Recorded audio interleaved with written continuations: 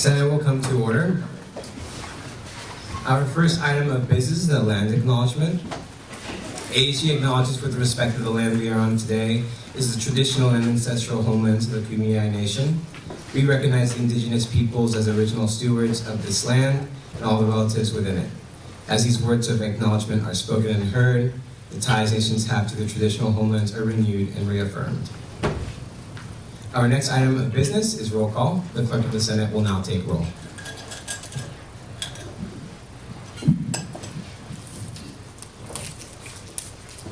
Jacob Aragon. Here. Ashika Arasu. Anissa Beckett. Here. Jolie Beagle. Here. Chloe Cohen. Devin Eder. Here. Dana Farhood. Here. Joshua Feingold. Here. Cece Fletcher. Angelica Galtman. Here. Lily Giovanelli. Here. Jakila Heyman. Here. Chloe Holm. Here. Rosa Ioha. Here. Anna Jonamov. Here. Larissa Leliviere. Briera Long. Proxy. Mia Mara Diego Ilagan. Jonathan Martinez. Here. Lilia McKinley. Here.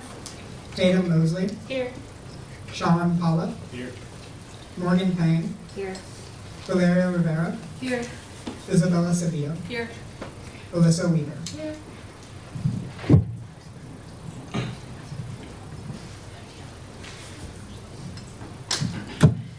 Thank you to the clerk. Our next item of business is the approval of the agenda for March 30th, 2023. Senator Jolie.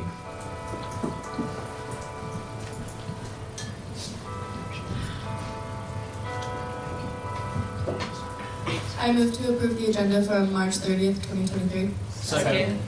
There's a motion on the floor have been seconded to approve the agenda for March 30th, 2023. Is there any further discussion at this time? If not, we will now move to a vote. All those in favor, please raise your placards. All those opposed? And any abstentions? Motion passes. The agenda for March 30th, 2023 is approved.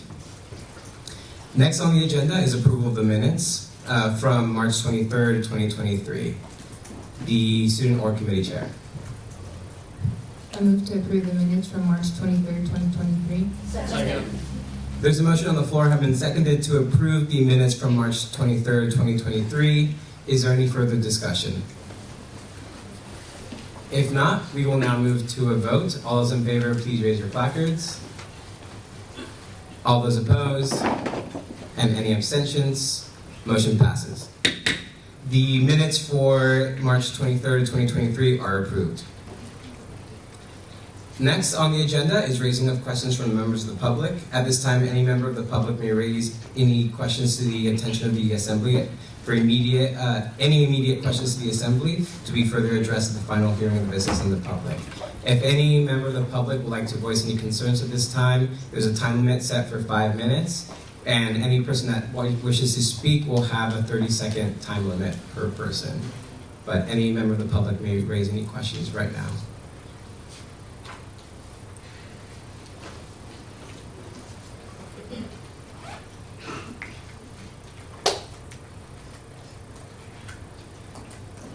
If there are no questions at this time from the members of the public, we will now move on to our next agenda item. Our next item on the agenda is a report from the Speaker of the Senate. So, happy Senate to you all. On Monday, I met with AVP Byron Howlett and Jalitza Fonseca, or I set up a meeting to meet with AVP Byron Howlett and Jalitza Fonseca to discuss the Students in Need Fund, as well as Torero Pantry, and we'll be meeting next week. On Monday, I met with Senate lead team to hear and vote on the appeals of the Budget Committee. Those decisions will be sent out later this week. I'm also working with President Melissa to set up a meeting with Director Bill McGillis and VP Kai Snyder to discuss field optimization to help club sports have a better use of field use on campus and a more shared space for everyone who plays sports. I will be also working with President Melissa to address concerns regarding enriching connections with admin and staff across with ASG. And I also attended the 3B event last night with Dr. Jemison, last night with the finance chair. It was really fun. We'll be also meeting with Vice President Charlotte Johnson next week to discuss all the issues listed above, and as well continue to update her on Senate work. I have been meeting with senators this past week to work on resolutions. All senators, please keep that good work. It's already starting to become April and May, so we want to make sure to get that change done. And I will be sending out, just a heads up, the agenda for next week's meeting tomorrow, Friday, because our meeting will be happening on Tuesday due to the Easter holiday. And again, any questions at all, please email me at ASG Speaker. I'll look forward to reading and replying to all of your emails. Thank you. Next on the agenda is reports from the Senate lead team. The first thing we would like to say is have a warm welcome to our tribal liaison, Sami, for coming and speaking today. We are very grateful, and her presentation will be next.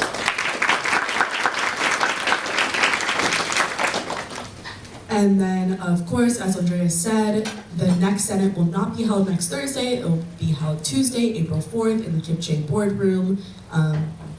Senators will all be there. Members of the public, you're welcome to come. Hi, everyone. So please, if you haven't filled out the Senate initiative sheet yet, please do so.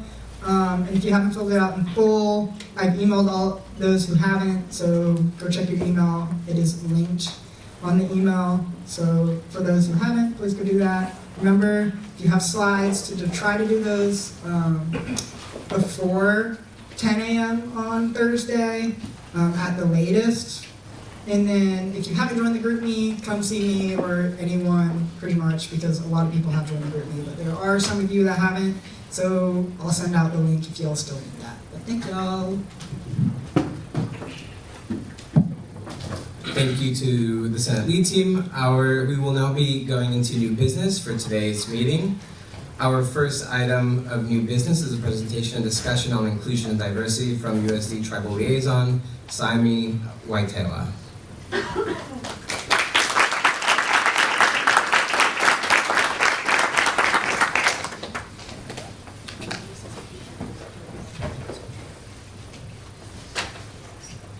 Hello, good morning.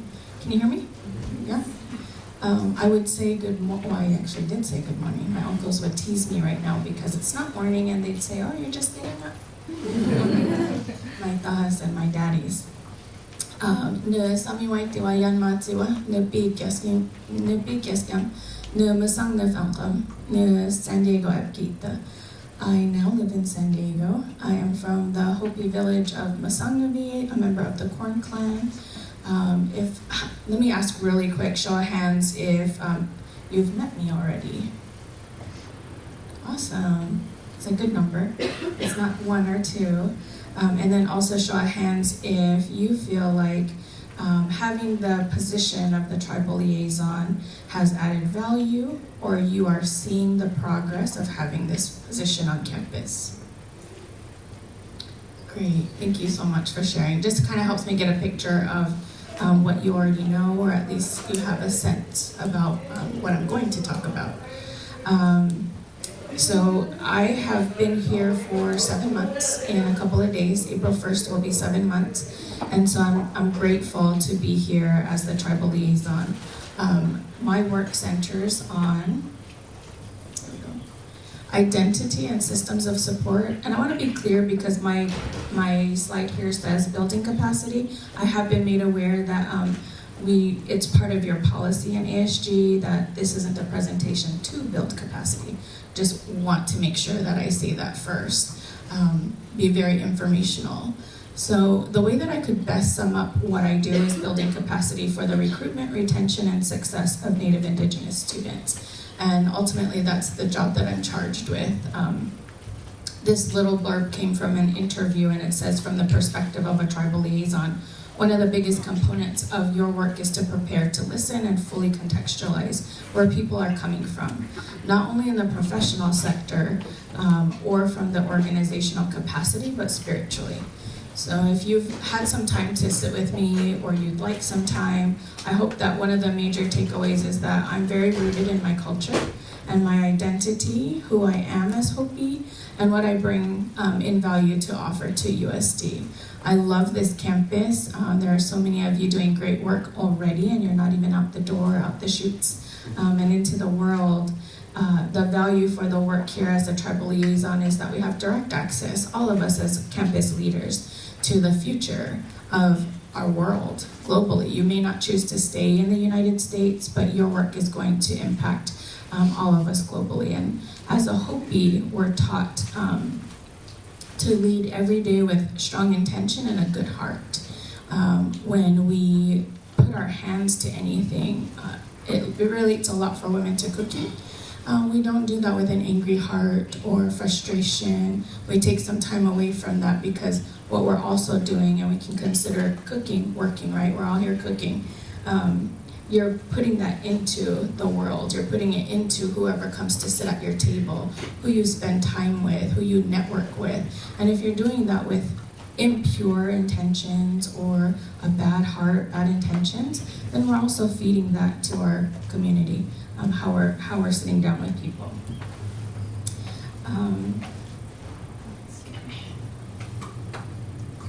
I appreciate y'all doing that land acknowledgement at the beginning. I also want to acknowledge that we are on Kumeyaay ancestral lands.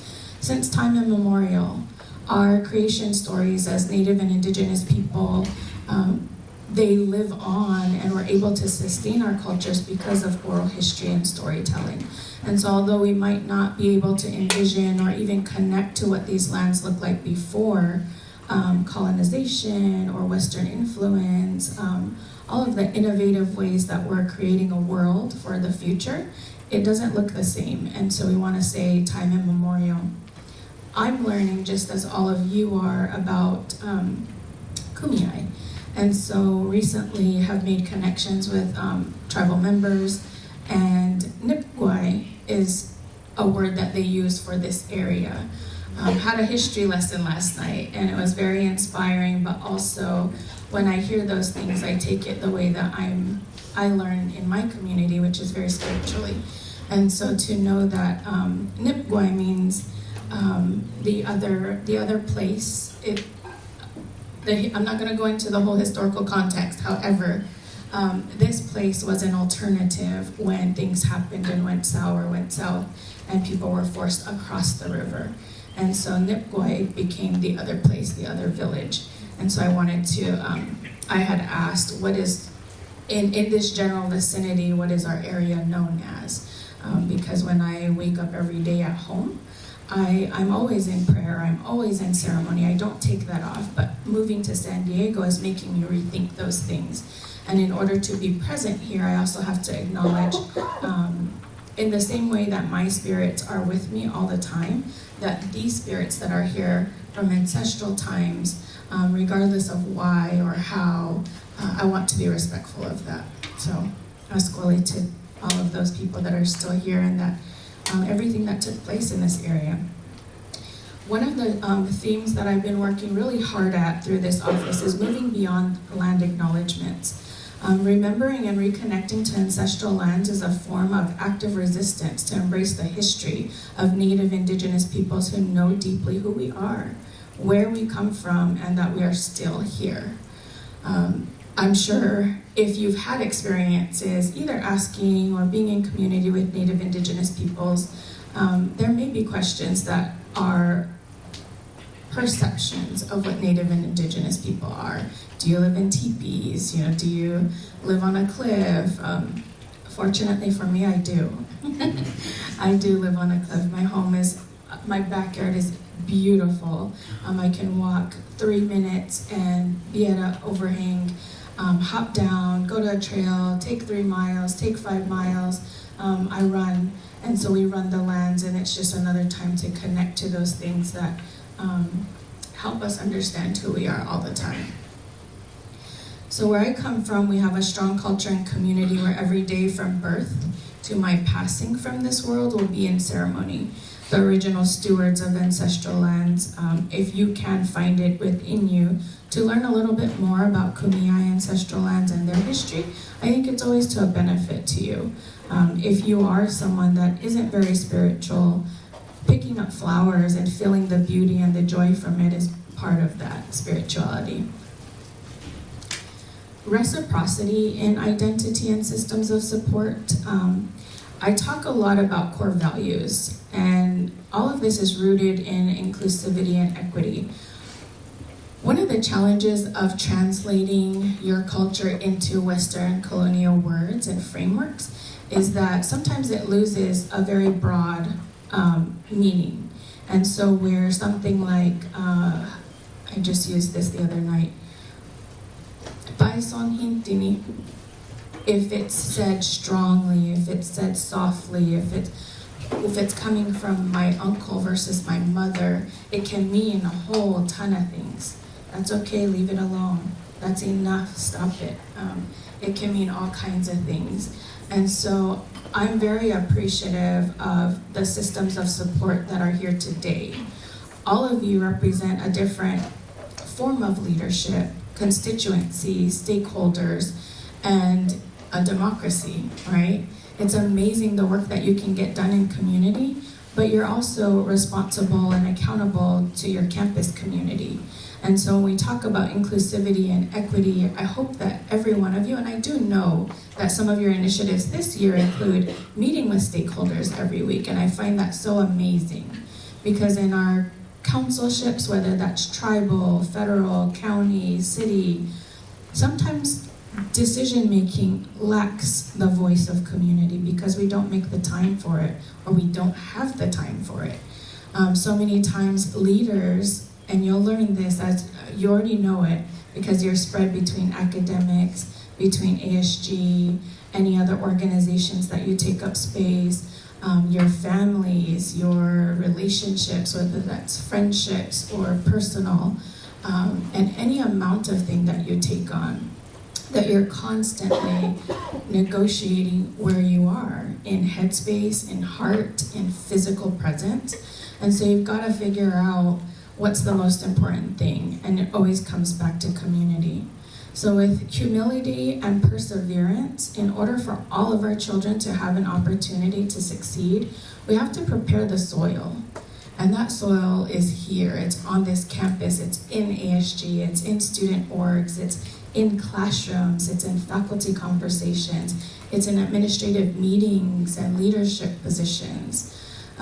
We have to plant with intentions. What does it look like? What does it feel like? What do we want our campus to breathe life into? What is the culture and the climate currently, and what do we want it to be? And with those intentions, you offer prayer every day. And prayer is intention. It's the action that you take. It's the universal things that you're sending out into the world and hoping that they come back and build a better, brighter future for not just you, but if you think 10, 20 years from now, you'll have children and grandchildren and families, and you'll have built your own community, your businesses, and the organizations that you contribute to, and you will be responsible stewards of this land, contributing to society and the health of our nations and globally. So if you put it in that perspective, the work you're doing now is huge. And then be prepared to provide care for their daily needs. And when we talk about students here, I feel like that's what I'm doing. I'm planting seeds.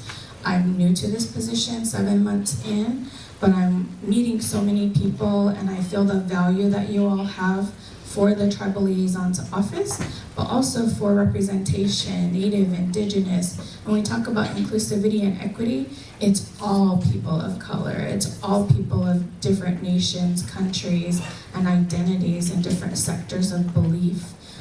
So I do want to make sure that in your leadership positions, one of the things that you will learn time and time again is that decision making is hard, and you have to enter it with humility. Be humble about those decisions. They're not always the easiest things to do, but if you have the voice of the community there with you, you can sleep at night. You know that you did due diligence and you heard from everyone in order to make an informed decision. And continue to persevere. The strength of our crop is a reflection of our family and culture that we nurture in the continuous cycle of ceremony. You getting up every day and having a routine, maybe that's running, maybe that's coffee, maybe it's meditation or prayer, or touching base with your family, whatever time of day. And then you get into those classrooms, you come into these leadership meetings. I love the buzz of ASG when I'm over there and there's so many people in different little collective groups talking and doing things. It makes me excited about our future because you'll eventually take up leadership space in the world, and I don't know if that's local, community, city, federal, but I'm excited to see where you go. And so this ceremony can be broadly spoken as the life that you're giving to your routines, the daily things that you are taking up space in, and you're giving back to what you do in leadership. Some promising practice. I did a little piece with, gosh, I can't think of the word now. One of the student organizations, and we center identity and community. And these are just a couple of promising practices. I won't go too far into them. I'll just kind of share them. And if you're interested, any of you, for class, for your organization, a committee, or just personally, you want to visit and talk a little bit more about these.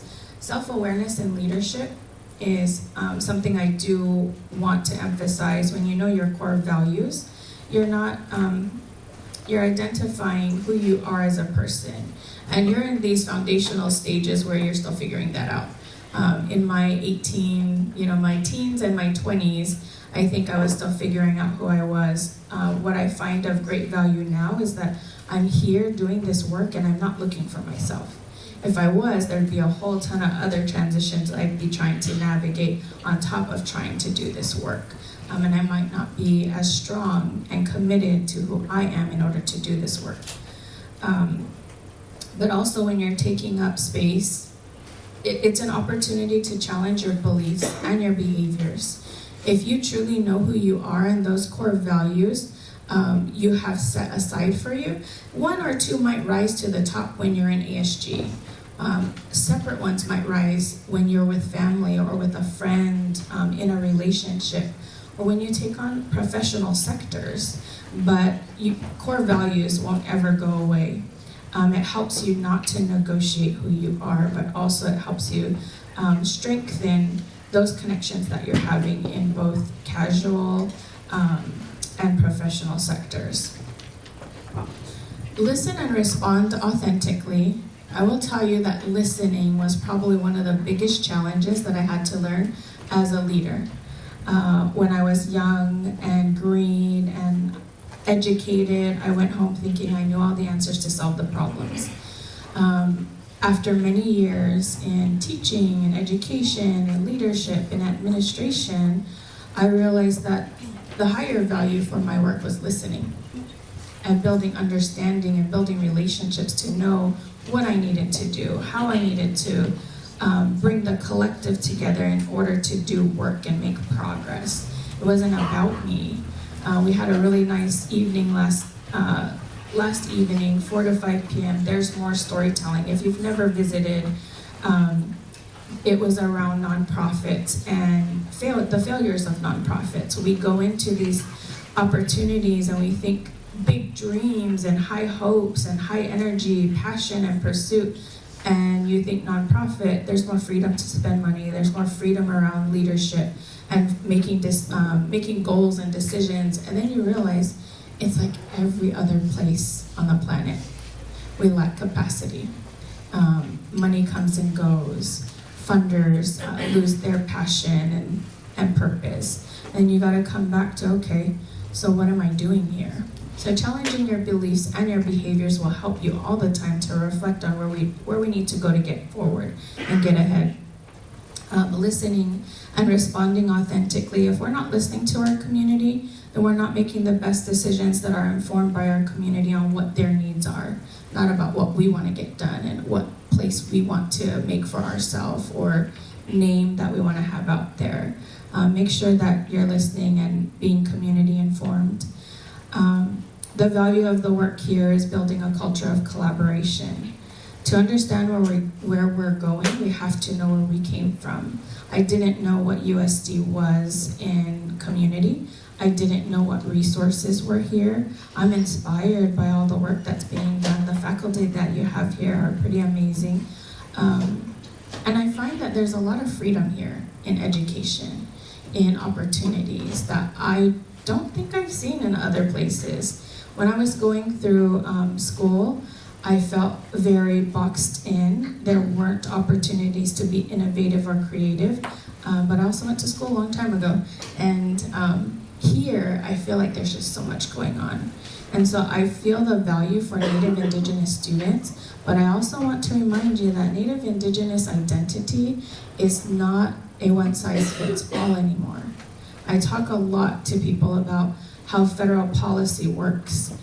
Indian relocation, assimilation, erasure, and genocide. I could look at this entire body that's here today and not know how many of you are Native or Indigenous.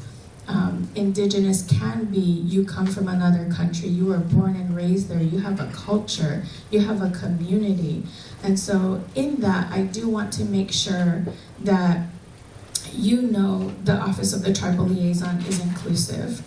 We are not trying to make it specific Native Indigenous representation. We're trying to build allyship and ambassadorship so that it's a sustainable framework and that our work continues when there's turnover. Point of order, the allotted time has expired. So, Salmi has a couple of slides left, but we also have a packed agenda for the rest of the Senate meeting. It is up to your discretion to extend the time. I also want to be cognizant of Salmi's time. You have to leave at. They told me that meeting got canceled, so I'm okay. I have 2 slides left. Okay. Senator, or the Sustainability Coordinator.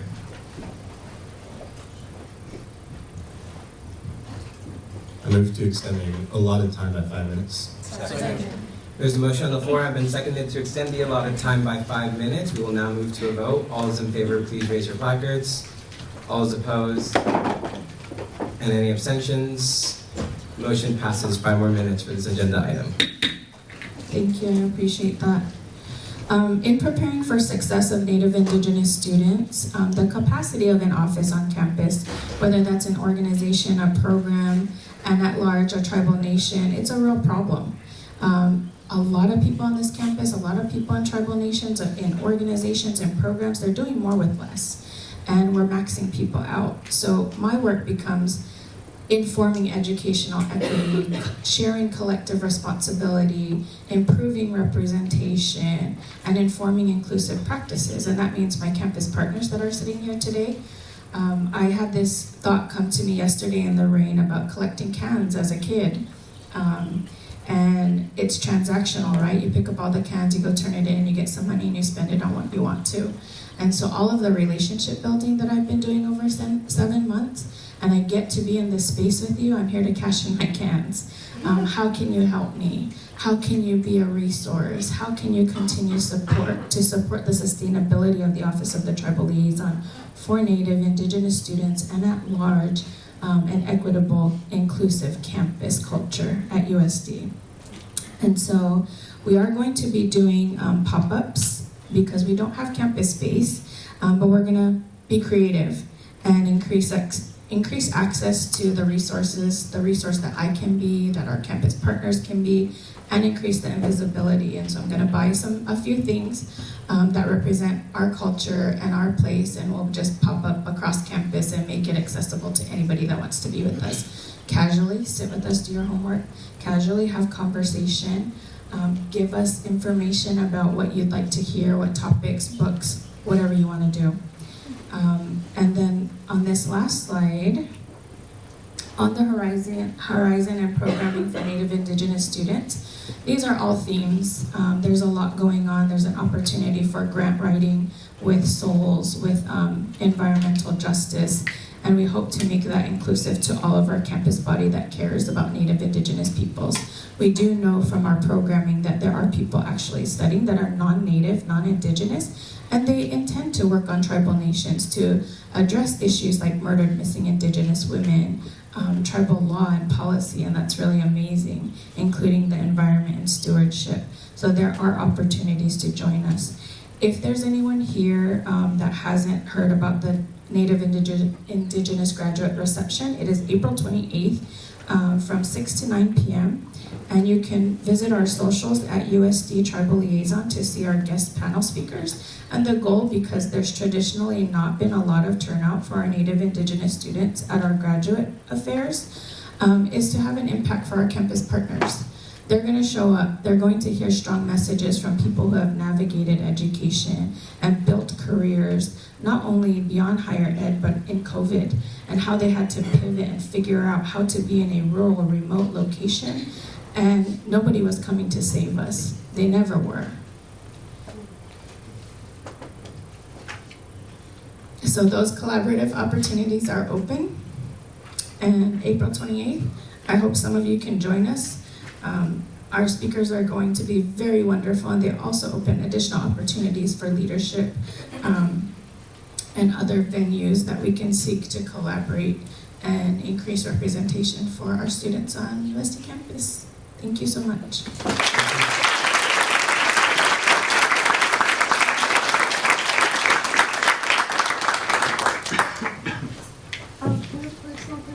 Thinking well.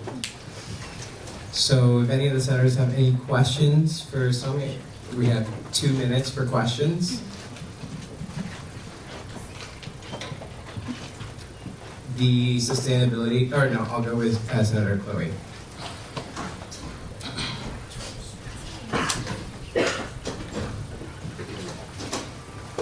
Hi, Sami. I just wanted to thank you on behalf of ASG for being here with us today. I'm really grateful. I just wanted to let other senators know, members of the public know, that I am working closely with the Office of the Tribal Liaison and Sami about brainstorming ways to uplift Native student voices, improve inclusion and equity for these students. I'm sure we'll have more information on the IDEA Committee Chair's slide today, but I just wanted to let you know, if you're looking for a point of contact in ASG that's working with the Office of the Tribal Liaison, IDEA Committee, and myself would be happy to connect you.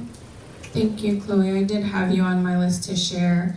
We know that USD has a very specific palette, and so one of our entry points is art. And so if you are passionate about art, regardless of what genre of art it is, that is something that we're working on with Chloe. The sustainability coordinator. Hi, thank you for coming today. So I heard you mention that you don't have a dedicated space on campus, and I was just kind of curious about that. If the administration of the university had any plans for that, or when they created your position, or if you could just tell us more about that. Sure. I was made aware that there is no campus space for Native Indigenous students specific. I do know that there are other areas of student life that we dedicate space to. I don't want to make this a bone to pick. I do appreciate you elevating that concern, however you want to talk about it with the administration. But I realize being here and collecting my cans with all of the programs across campus, I'm one in probably 20 people that need space. And I'm one person. So I think that's also something to point out, the Office of the Tribal Liaison, my capacity is one person, and that's sort of why I spoke to how I'm trying to be a network of resources and supports, because I can't do this by myself. And I'm very grateful to all of our campus partners that reach out to collaborate, to table, to share space. But that's how we're tackling it right now. As we continue to build momentum for this work and work with our student body as well, any representatives that want to join and have that conversation and come up with some reasonable solutions, I'm happy to have that conversation. Thank you. The time is up for Sami. Could we give her another thank you?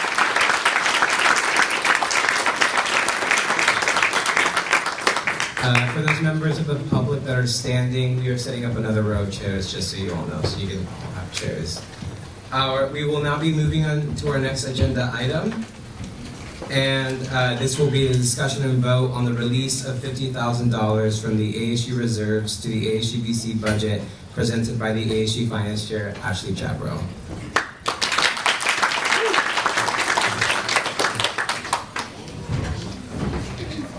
All right, hi everyone. So my name's Ashley. I am the ASG Finance Chair, and today I'm presenting on a request I'm putting in on behalf of the ASG Budget Committee for the reserve request. So what I'll do is, to all the senders here, I sent out a document with more information that will be in the slides. So if you want to reference that, it also should be linked in the speaker's notes. But I'll go over the information and you all can ask questions about it. So basically, ASGBC, as you all know, is the body that you all funds on campus that allocates funds to all undergraduate student boards and provides supplemental funding to sports clubs for championships, tournaments, and playoffs, as well as some supplementary funding to fraternities and sororities. What the ASG reserve is basically at the beginning of the year, per the bylaws, we have to set aside a pool of money that isn't actively being spent, but just is there in case we have unexpected expenses. Typically that amount is $65,000, and that's what it is. We have not spent any money from it, so it sits at $65,000 right now. This is money that we couldn't spend earlier, and it can be requested for throughout any time of the year. We have not had any requests or allocations from it. And so the precedent that we have for this is in spring of 2022, Senate allocated $50,000 to ASGBC, so that's basically the same thing that I'm asking you all again, just about a year later. And then in fall of 2021, we had $40,000 that was allocated to the Students in Need Fund, and that was approved by Senate both times for this month. So I just want to give you some perspective as to why we're asking for this money. What we've kind of seen is that pre-COVID, we had a lot less demand for funds. During COVID, obviously it decreased. We came back, just 2 falls ago. We had a slower amount of demand. I think student orgs were getting used to asking for funding, and now we're at a point where they're asking for much more funding than has been asked for in the past. So we're getting into a situation where ASGDC is asking for the same amount of money, but is being asked for by student orgs for more money than we can give them. And this has led to a sort of problem where we're midway through the semester and do not have enough money to meet up with demand. As you'll see on the rightmost column, what we've been requested is more than we have to give. And we still have quite a few weeks left. So if you look across, you can see that what we've been allocated is pretty consistent. We've had a little bit more recently. If you look at spring of 2022, that was last year when you all added 50,000, so that's why it's higher. And you can see what the total requests are allocated and spent, and it's just been increasing. The reason why what's allocated and what's spent is just because orgs will ask for money, we'll give them money, but they don't end up maybe using all of it, or they don't end up having events. But that's still money we have to give them and be able to allocate. So what I'm asking for is $50,000 from the reserve, so that would leave $15,000 into it. What would happen to that money if you all don't spend it is it just gets moved to next year's budget. And if you give it to us, then we're able to spend it. Anything that is not spent by us would still roll over to next year. And in order to pass this, it needs to be by 2/3 of Senate. Okay, so we will now be opening up to questions from the senators and discussion. Please discuss this thoroughly. As the finance chair said, it is a 2/3 majority vote threshold to approve releasing reserve money from the ASU reserves to a specific pot of money of the ASUBC budget. And I think I saw the sustainability. Senator Valeria, you're first on stack. Do you think, do we as senators have access to other approval grants that are less than what's presented at Senate? And yeah, that's my question. Do we have is there other places we can get money? Senator Valeria. No. I'm asking because I know that, since there's this motion for us to approve more, I'm wondering, do as senators, can we have access to every single time that that money has been sent out? From the reserve? Or from ASGC? General. Yeah, so we have it for budgets, whenever it's been spent, money's been spent from the reserves. I just pulled what's been spent in the most recent years. I don't think anything else has been spent from the reserve in recent years besides the 2 things I listed. Does that answer your question? Yes. Point of order, Senator, not recognized by Chair. Senator Valeria. Yes, thank you. Next on stack is Senator Jonathan. Hi, thank you for presenting today. Just a quick question. I know it's definitely tough to calculate something like this, but can you estimate or give us do you have any idea if this can basically help us get towards the end of the semester, or are we gonna have to reach another point of the semester that we're gonna have to allocate more funds? I know it's probably a hard question to answer, but do you have any idea? Yeah, so the reason we have 50,000 is we think that should be enough to cover us throughout the year. If we were to get that money, I don't presume that we would need to request any more. That's sort of what we need to take us through. My plan would not be to come back and ask for more funds at that point unless something very unexpected happened. It's a little hard because what ends up happening in the spring semester is we get, a good amount of funds early in the semester, it slows down a little bit, and then it picks back up because people have end of the year events, and so demand is not consistent. However, this is us asking for a pool of money with the knowledge that it's probably going to pick up in a couple weeks. Thank you. Point of order, Senator, not recognized by Chair. It's okay. He said thank you. The sustainability coordinator.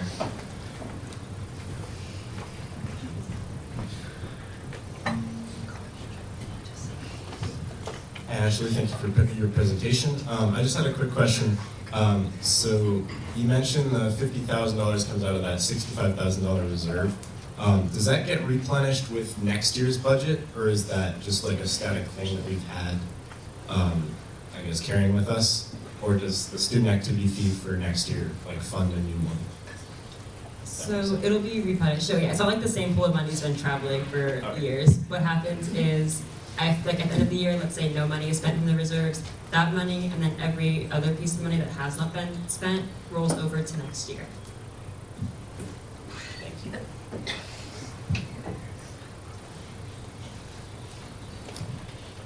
Any other questions or motions? Senator Osa.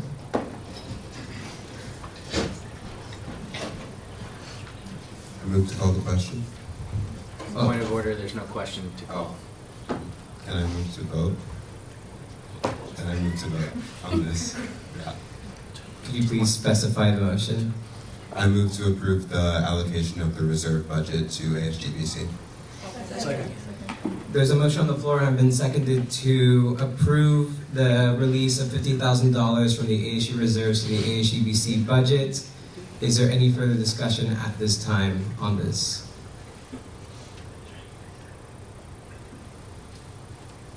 If not, we will now move to a vote. All those in favor, please raise your placards. All those opposed? Any abstentions? Motion passes. The reserves will be released to the ASGBC budget.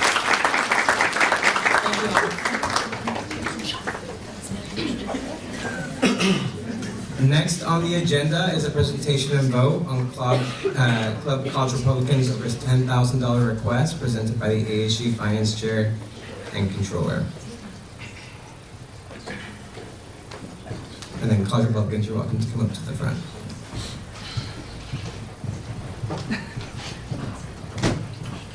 Alright, so we have done this multiple times before, so senators I'm sure know the process, but it's been probably a month, so I'm just gonna do a little recap. I'm sure you're all familiar with it. Basically, I am here as a representative of the ASG Budget Committee. On that committee, I am the chair. I don't have a voting role. I'm not here to give my personal opinion. I'm just here to represent what went on in ASGBC. So basically how ASGBC, the ASG Budget Committee works is it's funded from a larger ASG budget as allocated by the ASG Finance Committee and ASG Senate. This is a committee that supports all undergraduate clubs and organizations, including, as I said earlier, funding for fraternity and sorority life, and then club sports for tournaments, championships, playoffs. The voting members are 2 senators, 1 TPB representative, and then representatives from each category, student organization category. It's entirely composed of undergraduate students who are voting. And we follow the funding guide for requests, but there is some discretion. However, we always try to be consistent in what's being voted.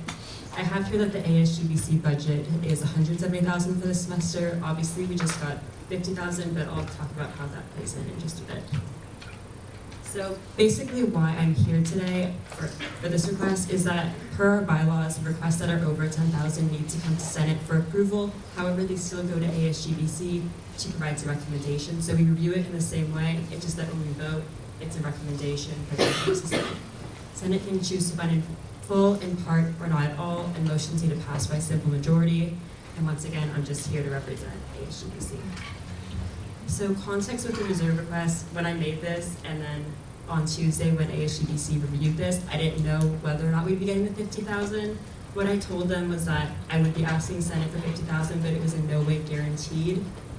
However, I want to say that for this request, and basically all other requests, that has not affected how we have been allocating money, except for two categories, which I list here on the right.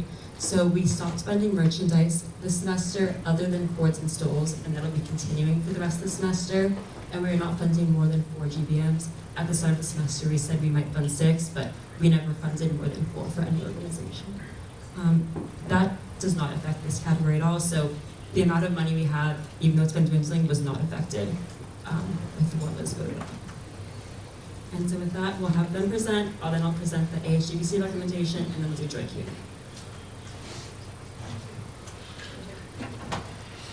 Thank you, Ashley. Appreciate it. Yeah. All right.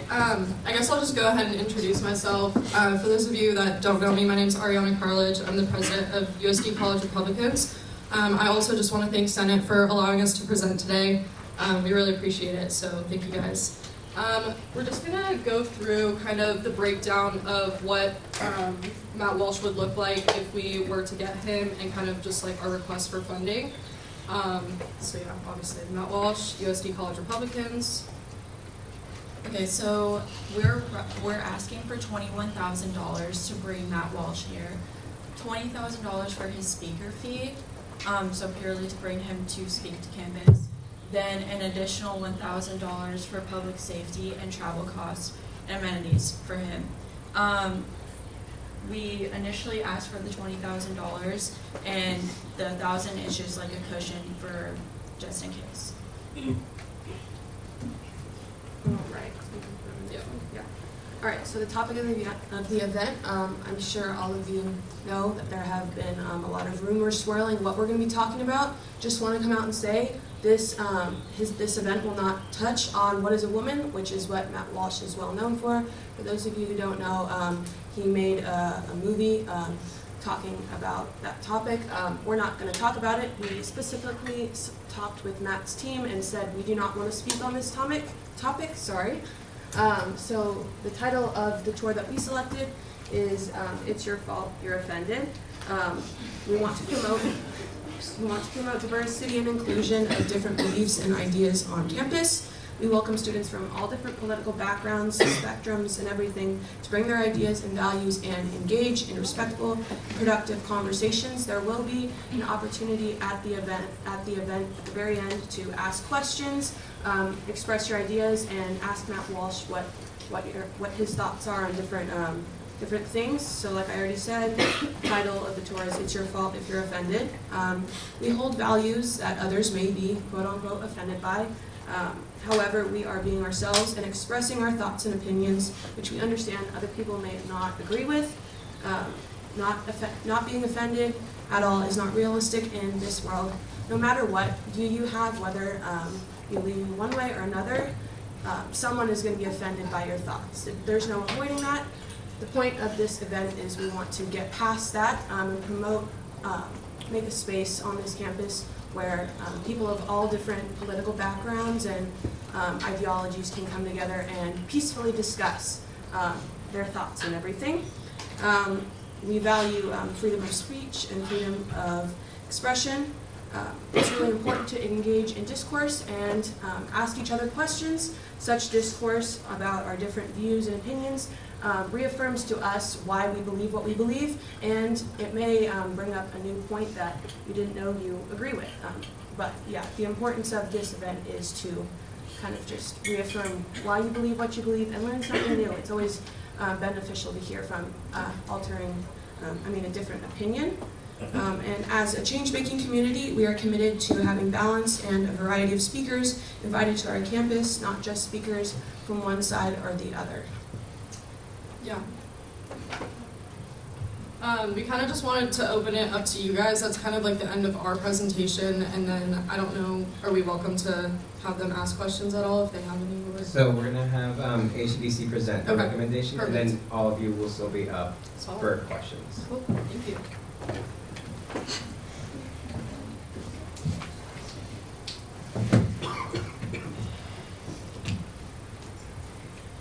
Oh, gosh.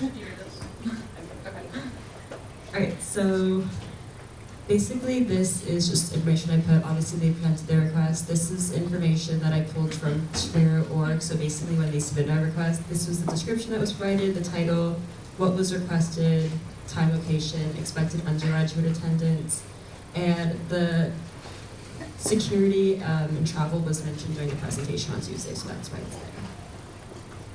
So other information, I guess I should take a step back. What I want to say is that all the content I'm putting here, I'm doing it because it's stuff that came up during our discussion at ASGBC, so I'm trying to provide you information about what they discussed and what was brought up. Obviously you all can talk about whatever you think is relevant, but I'm just trying to explain like why the decision was made. So first thing, what's important here is like what the decision is about. It's whether or not ASG Senate, on behalf of ASG, would like to approve or disapprove the allocations or funds. What this is not about is whether or not the speaker can come to USC. That's a decision made by others. So all you're talking about here is if ASG is going to fund this event. It has nothing to do with whether or not the speaker can come to campus. And then the category that this would fall under, I just pulled what we have on our funding guide, is it's events open to entire student body. And then you can see information about that. So items to consider and general information, questions to think about. So it's like, how are other groups funded on campus? What's the value of what we're funding? And how does what we fund support and reflect ASU's values? And then how do we balance the budget to ensure we can fund requests throughout the semester? Documents, they're linked for senators in the speaker notes if you all want to click on them. A couple things that came up from the ASGBC bylaws that were brought up, I just decided to put in here.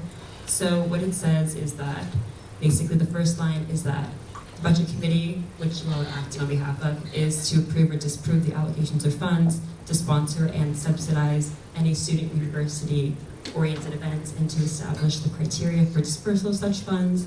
And it's the power and duty of the budget committee to deny any financial requests that the committee feels would not be in accordance with ASG's or to the University of San Diego's mission, vision, and values. And the budget committee reserves the right to deny any organization financial assistance or funding.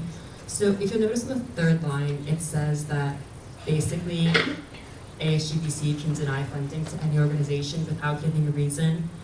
I want to say that ASGBC felt pretty strongly that that is not something that we want to do. For every organization, give a reason as to what we're funding and to how much, and give an explanation. So even though it's in the bylaws, that's not something we felt was appropriate. So the decision was to deny the College Republicans' request for $21,000 and is not in accordance with the mission statement of ASG and ASGBC. The reasoning for this was a very long discussion, but I'm going to summarize the main points. Basically, so the mission, vision, and value statements are broad and can be interpreted in different ways. So the question was basically, how is ASG acted upon and within them? So we looked at we thought about what ASG funds, what our initiatives are, what we value, like how we acted upon these broad statements. Something that was also very important and came up a lot was that we don't want to imply that certain political groups can't have their voices heard. The decision they made was very much, and we want me to emphasize this, about the speaker that was selected, not the club. It was brought up multiple times that they do believe it's important to have a variety of voices heard on campus from different perspectives and ideas, but that they felt this speaker was not something that aligned with what ASG has supported. And so, once again, this is not a statement from ASGBC about whether or not the speaker can come to USC. It's just about whether or not they believe it's appropriate to come. And then these are just example motions for you. Thank you.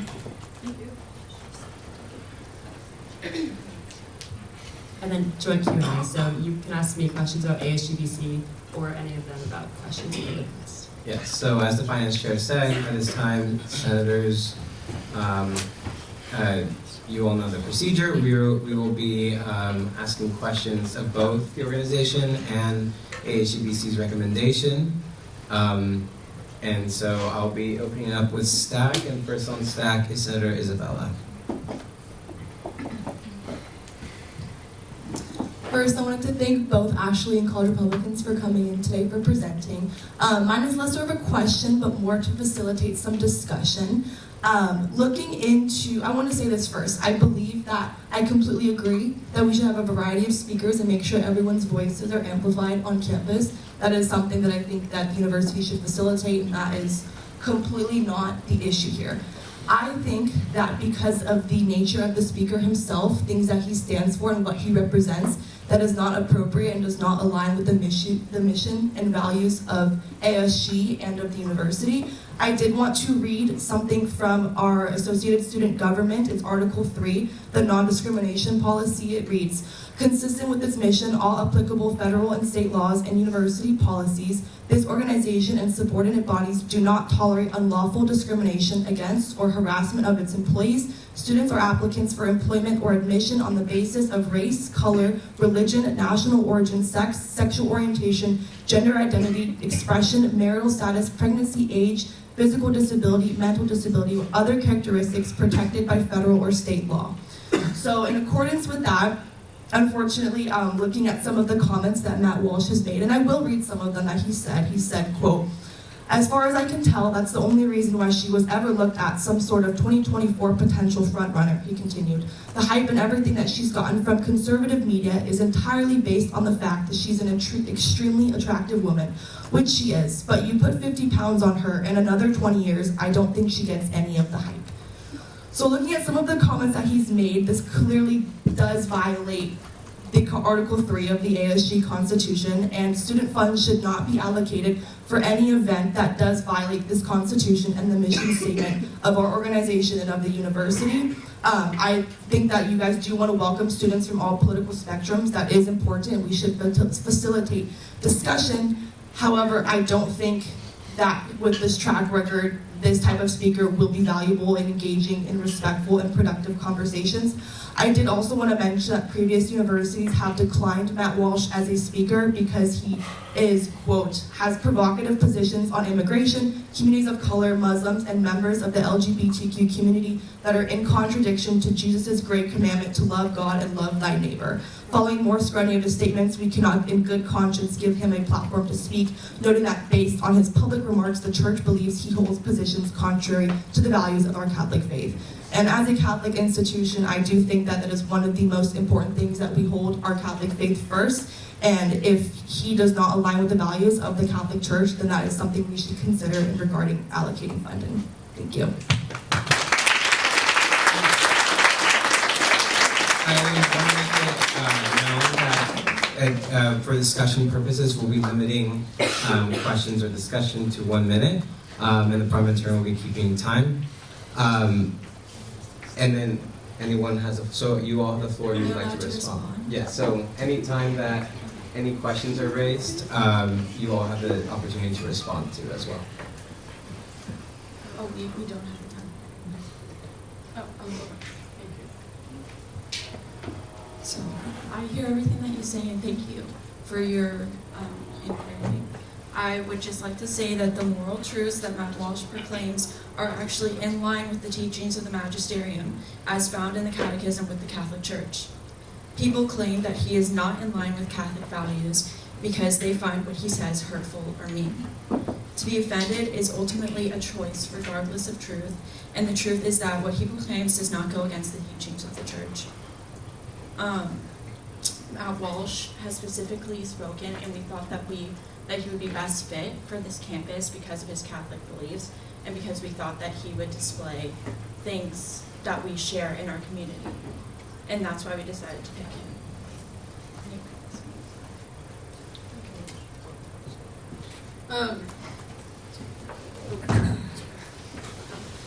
Yeah, I really appreciate you talking and sharing your opinion. We have had people voice their concerns, so trust me when I say that we've definitely heard those worries and those concerns, and we fully hear you. And that was part of the reason why we didn't want to have "What is a woman" as our topic, because we do want to be conscious of how people feel and the things that are being said. I will say, obviously what he said online, I'm not going to say that we agree with that. I don't think anyone that's standing up here would say that they agree with that at all. But it is hard because I think there have been things said by other political figures, whether on the right or on the left, that maybe aren't acceptable. So I just don't think it's fair to base it solely off of that comment, if that makes sense. I don't know if you guys have anything on that. Yeah, go ahead. Thank you so much, Senator Isabella. Yes. Okay. I would also add, you emphasize how it's important to not decrease political discourse, and we definitely agree with that. He spoke at Stanford very recently, so I think that's a consideration to take into, and as well as the concern for, we want this to be educational and to be an open conversation for everyone. It's open to the student body. He has a principle where those who disagree with him go to the front of the line to get in and to ask questions. And we want to engage in that conversation. That's why we picked him.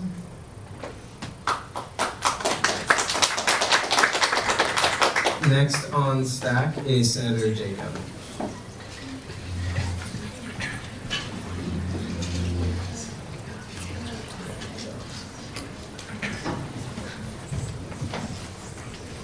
Hello, before we begin, I'd just like to clarify that I have a two-part question. And also before I ask my question, I'd like to thank the USC College Republicans for coming, as well as all the members of the public. This is very exciting for all of you to be a part of the ASG process and see kind of what we do. So my first question is, when picking your speaker, were you aware of the recent call for a Department of Justice investigation on Matt Walsh? I can't personally say that I was. I don't know if any of you guys on exec were aware. Do you want to speak on that at all? Do you want to tell us anything else about it? I don't know. Senator Jacob. Yeah, absolutely. Just to clarify for everyone. And before I get that, I just kind of want to talk about a mission statement of the community from USD, since a lot of members of the community are here. The university values students creating an atmosphere of trust, safety, and respect in a community characterized by a rich diversity of people and ideas.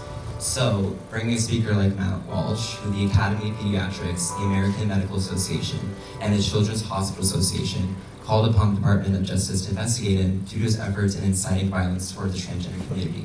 So my question is how does this uphold USC's mission statement of community if we're inviting a speaker that has incited violence directly towards the queer community, especially for a queer community on campus? Thank you so much for your question. I just wanted to start by saying, I don't know how many people in this room have seen his film, What is a Woman? Our club watched it this year, and it's actually very interesting. He shows both sides, and he asks people of all different viewpoints what their thoughts are, and asks the given question, what is a woman? Specifically, when watching the film, Matt walks around very peacefully. I know that a lot of people say he incites violence. From every single thing I've ever seen of Matt Walsh, he has never once said, I hate trans people, I hate any people who are LGBTQ, whatever. That's not the point of the film. And one of the main points that he says in the film when beginning is, I'm here asking these questions because I want to know the truth. I want to understand someone else's perspective. I have a different opinion, but I want to get to the bottom of things. He never once takes an aggressive angle in the film and in any interviews I personally have seen of him. I do understand the concern. I would also like to point out that in the past, there have been other speakers who have come on campus, obviously opposed to our own personal views and everything. We have never once acted in a violent manner towards them or had any real outspoken opposition, just because we understand, maybe we don't agree with what they're saying, but that's okay. We're not going to start a problem. Matt personally is not going to be up there saying we need to, saying all these horrible things and actually telling people to start a protest against the trans people on campus or in San Diego, wherever. That's not what he's going to be saying, and we don't believe that either. We don't believe that any violence should be had towards these people. We although we may not agree with certain things, we still respect them and love them as human beings. So we're not in any way trying to create a violent setting here. We really want it to be as peaceful as possible. We'll do everything we possibly can to make sure that no one is hurt and no one feels like threatened or anything, any sense of like violence, like physical, anything being directed towards them. Also, to add, we are not hosting this event to push a political agenda on anyone or tell them how to believe. It is part of the mission statement at USD to have fruitful conversations from all different diverse perspectives, and we feel like our voice is not heard on campus. Matt Walsh is a seeker of truth, and if you watched his movie, What is a Woman, you would see that that is one of his opening statements. He never once tries to convince anyone of anything different than what they believe. He just asks them what their beliefs are and goes on and has discussions through asking questions, and similar to a Socratic method, which I hope you all are familiar with.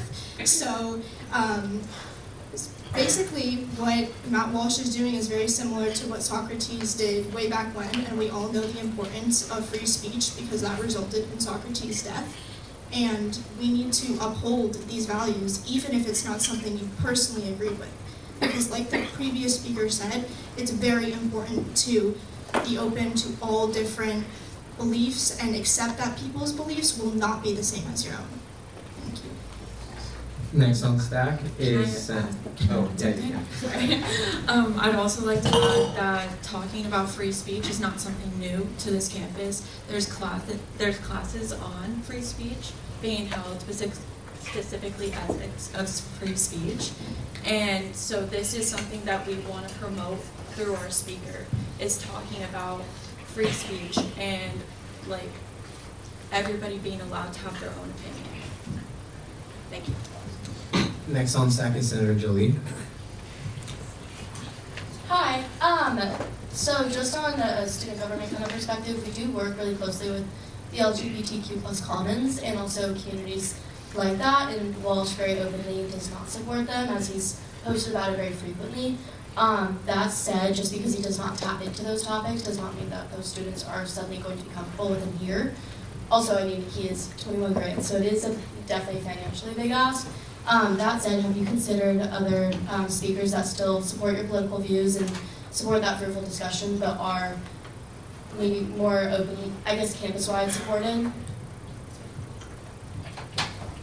So actually I wanted to clarify that Matt Walsh does not have a problem with transgender or gender non-conforming individuals. He has a problem with the lack of logic in the ideology and in his sense of truth, the circular arguments that have come about. And so I personally do not believe that Matt Walsh poses a threat to anyone of the LGBTQ community, and we as a club support anyone in the LGBTQ community. And then to answer your question about alternatives, we definitely have kind of looked into other options as well. Like we said earlier, we kind of settled on Matt Walsh because, you know, a lot of people in the club really like him, and we just thought that he would be a good speaker for us to have, but we have looked into other speakers as well. Thank you so much for that consideration. ASG's responsibility in speaking from firsthand experience is to represent the student body and to represent the Catholic mission and values, which if you give us 1 second, I'm sure we can bring up the mission statement. But you also have access to what you mentioned? Right, that's great. So basically what I'm trying to say is that nothing about the presentation that Matt Walsh would give would be in disagreement with the Catholic values of the University of San Diego, which it was founded on in 1949. I can also read a statement straight from the Catechism on Catholic.com. So this is an official statement by the Church. It says, by creating the human being, man and woman, God gives personal dignity, equality to the one and to the other. Each of them, man and woman, should acknowledge and accept their sexual identity. So the Catholic Church does make that statement. They make it, I'm sure you guys have, some of you have heard the Pope talk about that topic. We are by no means saying that we do not, you know, I know I have friends and people in my family, you know, that might not align personally with my sexual identity or orientation that I still love very much. But the beliefs that I hold are they're my beliefs out of the church, and that's who I am, and I feel like a lot of people in the club feel the same way, and I'm sure that's how Matt Walsh feels as well. Obviously, can't speak for him, but that's kind of what we're saying. We're not saying that we don't, like people or, support them, but like agreeing and loving somebody they're different things, and that's what I have to say on that. Next on the stack is Senator Josh.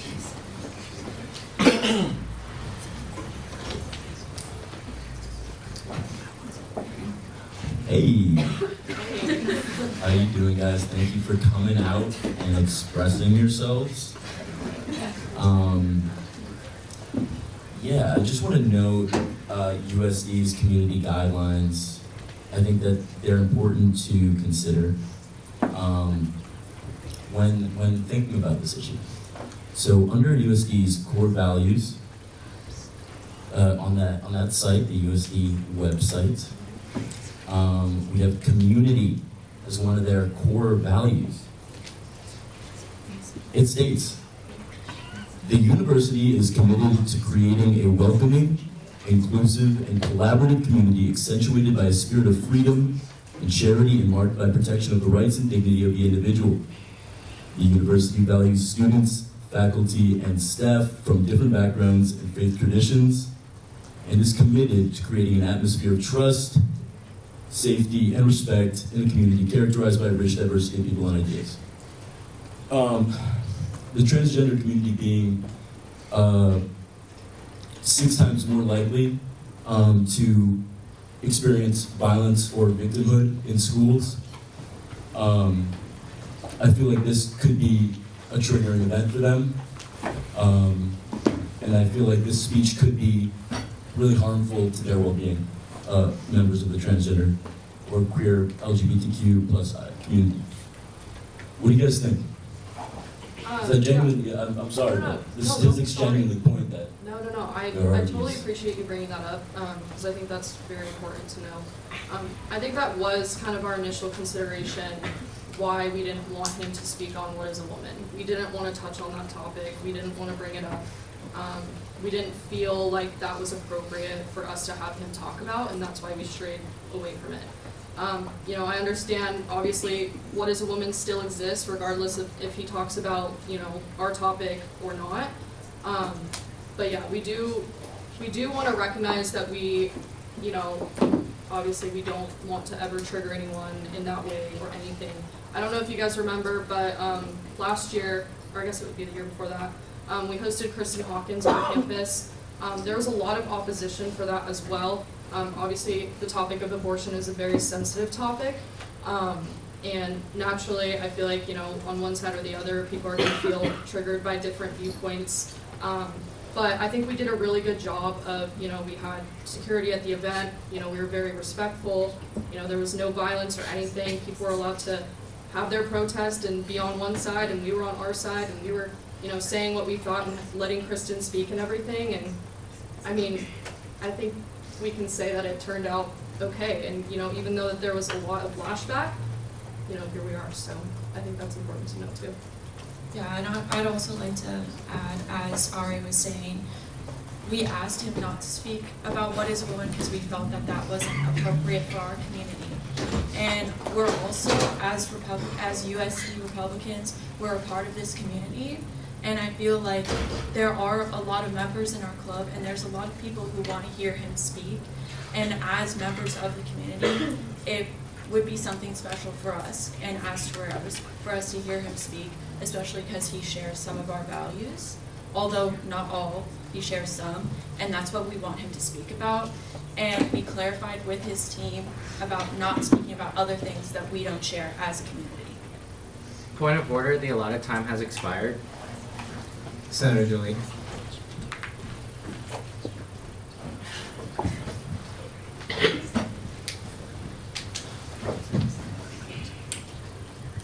I move to extend the allotted time by 30 minutes. There's a motion on the floor and been seconded to extend the allotted time for this agenda item by 30 minutes. We will now move to a vote. All those in favor, please raise your placards. All those opposed? Any abstentions? Motion passes. 30 more minutes. Next on stack, we had Senator Angelica. Hey guys, thank you so much for coming and presenting. We really do appreciate it, and thank you to the audience and members. But just really quickly, so you're saying that you're not going to have the topic of the movie discussed at all, but and again, I'm not trying to make this argumentative. I just want to hear your guys' opinion too and feedback. But at the same time, you did also say that he's notorious for that, and he's also like in his Twitter bio, it says Transphobe of the Year 2022. So he is the recipient of that award too. So I'm just curious. I mean, in your slides too, you also say that you value freedom of expression, but do you really think that people would feel comfortable to express themselves with someone who's known notoriously for that movie and also for being the recipient of the Transphobe of 2022 award? And like Senator Jacob and so many senators before me like quoted from like the USD mission statement, that here we recognize that all people deserve to be treated with dignity, empathy, and compassion. And just even though you guys aren't going to be speaking on that movie or on like transphobia, just him being like notorious for that and having that in his Twitter bio and being the recipient of that award, like I'm just curious, like would you say that that is going to not affect any people, any members of our community here? Yeah, I just wanted to start by saying thank you for your question. And the Transphobe of 2022 award is not an actual award. It's kind of like a satirical joke, simply because people are calling him that often. He put that in his bio as a joke, I suppose. And like we said before, we don't support the transphobic comments that he has made. We don't agree with them. And yes, we asked him not to speak about that in his speech. And obviously we can't completely prevent people, because there will be a question panel at the end. We can't prevent people who come from whichever side asking those questions about that film, since, as you said, it is what he is known for. But we will do our very best to make sure that those people, people who disagree with his views on trans people, feel as comfortable as possible. And I do understand that just his presence is going to be uncomfortable to some people. But as we stated before, it's hard to avoid everyone. It's hard to avoid someone not feeling uncomfortable. There's nothing that can be done. And we feel the same way when we're sitting in a classroom or we're sitting at a presentation and there is someone who with differing ideals to us. We personally feel very uncomfortable and sometimes even unsafe in those places, but we try and do our best to still pay that respect. So I do understand what you're saying. Also, we just want to reiterate the fact that this is a session to seek truth. It is not to promote any sort of ideology. We are simply having the freedom of speech for people to engage in discourse and learn.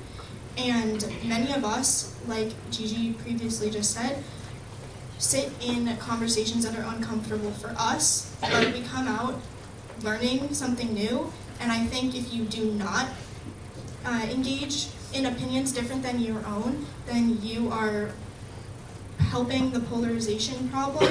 And I think it would be great for many of you who came out here today to show that you do not agree with Matt Walsh to go ahead and voice your concerns to him and engage in debate. I think it'll be good. I think it'll be good for us as a community, and I think it will be good for us as a country. Next on stack is the Health and Wellness Coordinator.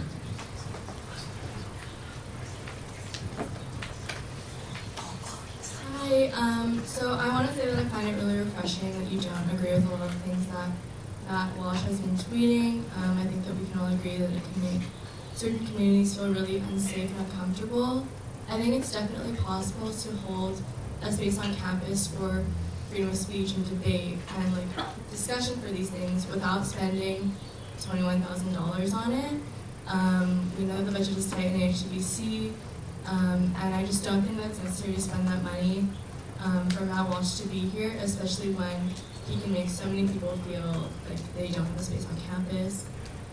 Having a space for debate is definitely possible without spending that money.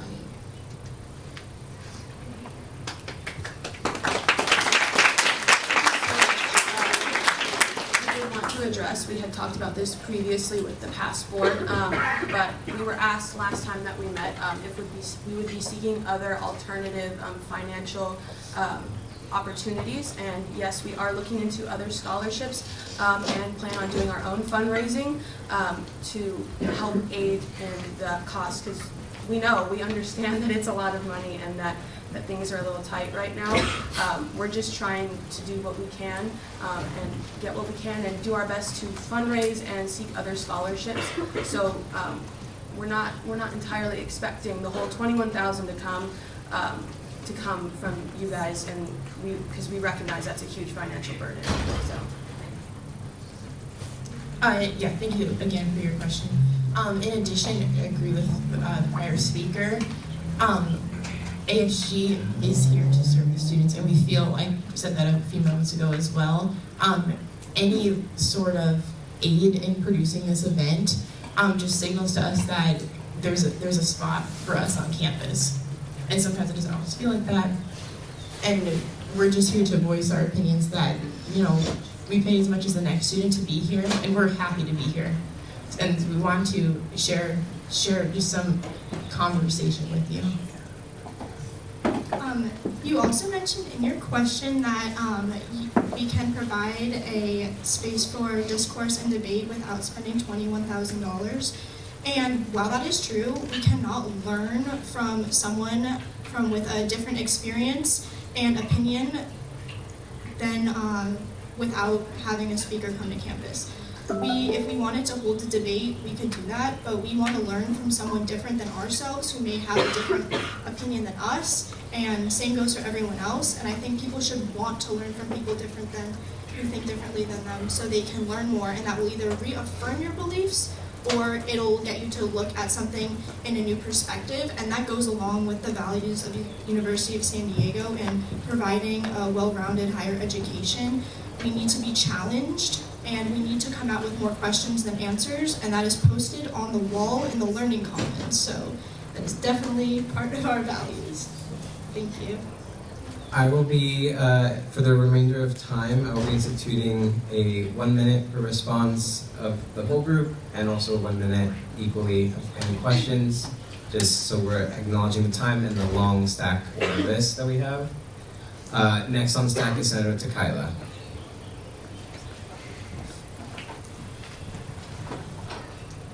Hello everyone. I'll be reading a tweet that Matt posted 2 days ago on March 28th.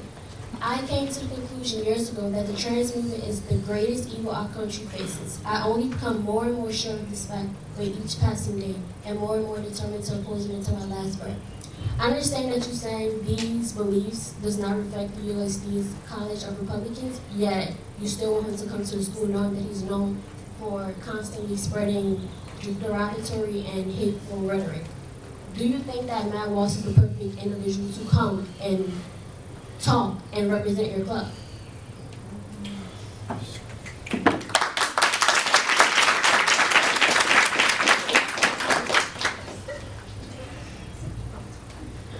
Thank you for your question.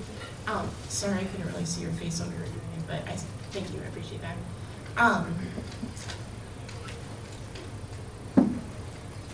What I would say in regards to that would be that we as college Republicans have every right when this event happens to go and ask him our disagreements with that statement, just as much as everyone else in here has their right to ask them about their disagreement with that statement.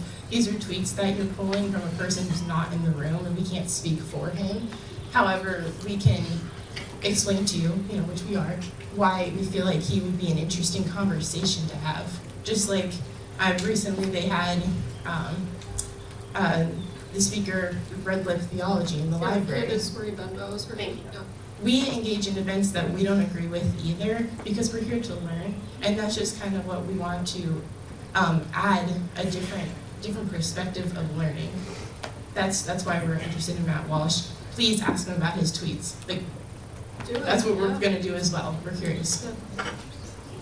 And we do not, as a club, all of our views do not represent, Point of order, 1 minute is over. oh, sorry. Has Senator Takala reached your 1 minute? Yes. Okay, we will be moving on to the next person on staff. Senator, the Health and the Athletics Coordinator.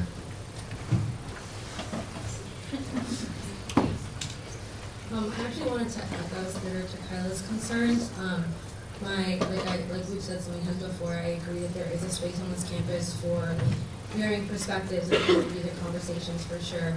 However, if it is like the mission of USD as well as what you've shared in your own club, that you disagree with so many of the things that not also shared online. And I understand, like, yes, it could be interesting for discourse or whatever. However, if you know that those things are harmful and you have, like, recognized the fact that they can be harmful to members of our community, does it become worth it to risk the, like, well-being of our students for the conversation that may or may not be had if they were to come to campus?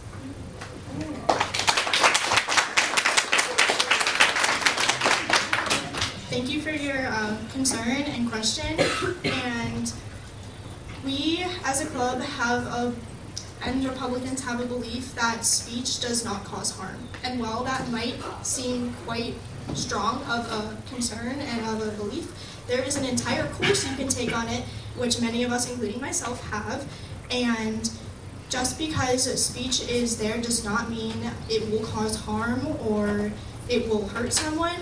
That's part of the whole tour, is that it's not our fault you're offended, it's yours. And you take what you believe, what you hear, and you can interpret that into your own ways and own beliefs, or you can just choose to let it go.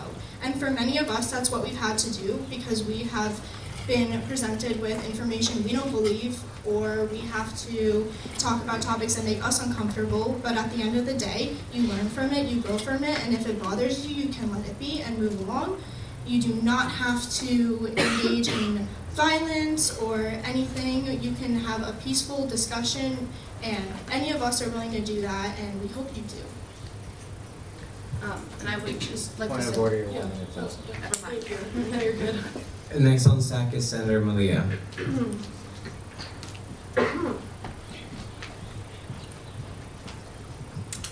Hi, thank you for coming to present, and I want to just say that I do recognize the importance of freedom of speech and acknowledging differing opinions. However, I think the speaker you chose is probably just doesn't apply to our school's guidelines enough, so I'm just going to say that I move to deny the USD College Republicans of their request for $21,000. Second. There's a motion on the floor, have been seconded to deny the request from the USD College Republicans in full. Is there any discussion at this time?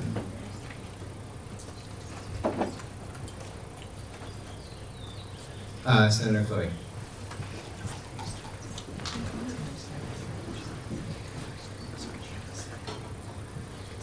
Hi, I just wanted to take this opportunity to re-ground, like, the senators and the public, that this discussion is not about whether or not we condone him as a speaker. It's about whether or not we're going to use money from the student activity fee to sponsor his event. As an at-large senator, I represent all constituents. That includes college Republicans, that includes queer and trans students, that includes marginalized communities, that includes first-gen students. So to me, I have to take all of that feedback into account when I am making my decision. And I think if there's such a great push for college Republicans to have him as a speaker, and the consensus among the public may seem to lean in the other direction, I think maybe the idea of charging admissions and other ways of fundraising could be beneficial, so that way you're getting money from people who want to see him and you're not taking money from students' tuition who don't want to support his rhetoric. I also wanted to take this opportunity to make a distinction between systemic oppression that is faced by marginalized communities and feeling uncomfortable in an academic setting because you're exposed to information that you don't agree with. There's a major difference. I think that is a false equivalency to compare the two. And I also want to keep in mind that we are just following ASGBC's recommendation, as we have done in all previous 3 over $10,000 request this meeting. Point in of order, regards- the senator's minute is up. Thank you. Senator Jacob, you were next on staff. I wanted to, before we make our vote, I wanted to echo what Chloe was talking about, specifically looking at our historical precedent when it comes to funding. As ASG, we funded the LGBTQ plus Wellness Week. We basically exclusively fund all of their events at the Commons, just right over there. And when it comes to LGBTQ plus events, 70 to 80% are funded by ASG. So if we're looking at a speaker who we've already talked about has a history of being very anti-queer, especially on the eve of Transgender Visibility Day, it is a call of action as senators and as a community to take that in consideration and to look at every single constituent that we follow and that we represent as well. Thank you. I want to make it known clear, so there was a previous stack before, but since there was a new motion introduced, there's a new stack order, so just so everyone's clear on that. Next on that stack is Senator Jolie. I also just want to revoice our decision that we make. It's not based off of political beliefs. I personally believe that discussion is good, it's healthy, it's really healthy to bring in alternative opinions. But I just personally believe that the speaker is going to do more harm than good in promoting that discussion, and that people are going to leave with feelings of resentment and ultimately just sour feelings of dissupport from him. So just like Chloe said, we're just speaking on behalf of constituents. Senator Valerio is next on stack.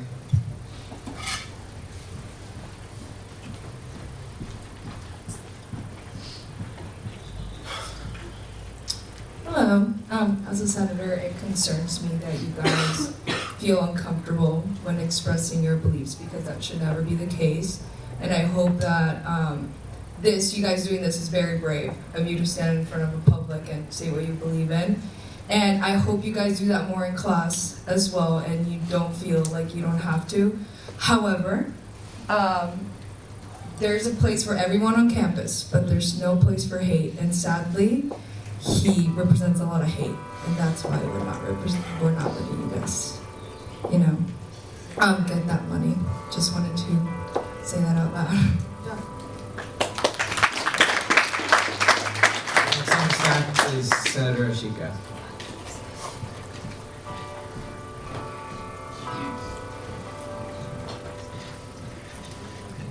Yeah, the previous senator took the words right out of my mouth, but what I wanted to kind of reiterate clearly as possible is that the kind of issue here is the choice of speaker, not different ideologies at all. If there was another speaker that was considered, we would reconsider because we also value free speech. And so, however, the chosen speaker here clearly singles out minority groups and is just simply disrespectful human being. And for that regards, that is why I think we're moving for not to fund. So if you had another speaker who is not problematic, then we would have considered and maybe even funded. So that is the overall senses that we as senators feel and as well as my constituents. Thank you. Are we able to respond to this? Yes. Okay, thank you so much, Senator Ashika. Do you have any suggestions? No, I was actually going to ask Order, you. Senator not recognized by the chair. Senator Ashika. No, I was going to actually ask you, you had any second person up line other than Matt Walsh? Not off the top of our head now. We definitely have looked into other options. I appreciate everything that you guys have said. I just really want to voice that. Seriously, thank you guys. I do want to say, I guess the way I'll frame this is, we are more than willing to go in and kind of look for other options. I think what's important to note, though, is that a lot of times, unfortunately, when these political figures get big, I think whether it's right or left, if you do enough digging, someone's going to find something on somebody.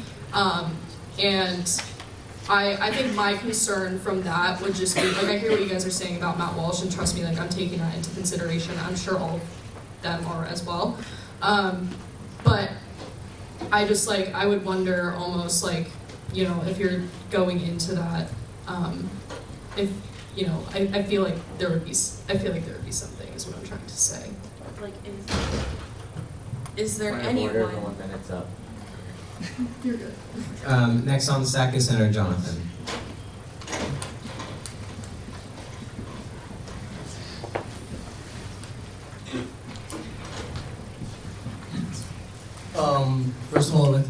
for taking the time out of your day to come and present, and that's something that is very brave and bold, and I do respect it a lot. I want to emphasize something Senator Jolie said. This decision that we could potentially make is not reflective of like our political beliefs, our political opinions. At the end of the day, we're our senators. We all got elected or appointed to represent the people, or represent our constituents. We're not representing right now. What we personally believe, representing people, representing this whole school, which is the reason why we're out here today. Something I do want to point out is, yesterday, March 29th, he tweeted how he had to postpone his speech at Washington Kennedy University.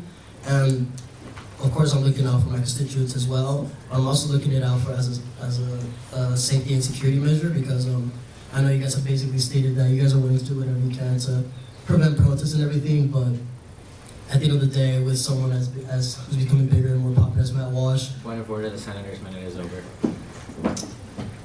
Thank you. It's because, can I respond? Yes. He postponed because of the Nashville shooting. So it was out of respect to those families. I'd also just like to say that I feel like since we are conservative and since we would want to bring a conservative speaker, I find difficulty in trying to find a singular speaker that no one would have issue with on this campus. Just like with liberal or democratic speakers, I have issue with things that they've said. I don't have issue with other things that they've said. And so I think purely basing it off of some things that they've said in their past is not necessarily the best way to prevent a speaker from coming on campus. Thank you. Also to add, a lot of what you were mentioning and the reason why we can't have him on campus is very subjective. You said he's problematic, and problematic is subjective. We have no proof that he would be problematic on this campus because we haven't even tried to have him yet. So just to take that subjectivity into consideration. So I know there's a motion on the floor, but with that motion, there's not a reasoning given. You guys don't technically have to give a reason, but I would strongly encourage that you include a reason in the motion, what you're doing.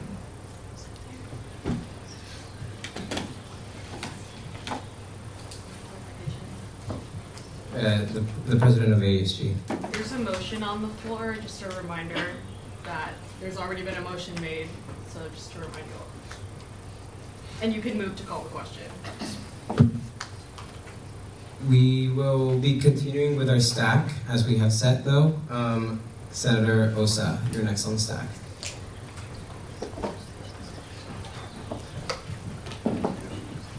Yeah, I'd just like to echo everything that's been said before. It's not that we're necessarily concerned with the, I guess, content of his statements, more so the way he chooses to frame them. You said that he postponed his speech at Washington University out of respect for the victims of the Nashville shootings family. I didn't know a lot about Matt Walsh before this week, but looking into it, one of the YouTube videos posted about a day and a half after the news hit, this is incredibly recent, which is something that I'm kind of worried about bringing the speaker to school. It titles the video, "Trans Shooter Murders Christian Children. Media Says Trans People Are the Real Victims." I don't think that this is a person that genuinely wants to create positive conversation. I'm just curious as to why, out of all of the media that you consume, why specifically Matt Walsh. And with that, I move to call the question. Second. There is a motion on the floor and been seconded to call the question as to the vote. That means there will be no further discussion of this item, and we will be ending discussion and moving straight to the vote after we finish this vote. So with that, we will now move to a vote to call the question. All those in favor, please raise your placards. All those opposed? Any abstentions? Motion passes. The move to call the question is sustained. We will now move to a vote on denying college Republicans in full for their request of over $10,000. We will now move to a vote. All those in favor, please raise your placards. All those opposed? Any abstentions? Motion passes. The denial, or the request is denied in full. Thank you. With that, we will move on to our next agenda item. Our next item on the agenda is reports from the committee chairs and coordinators.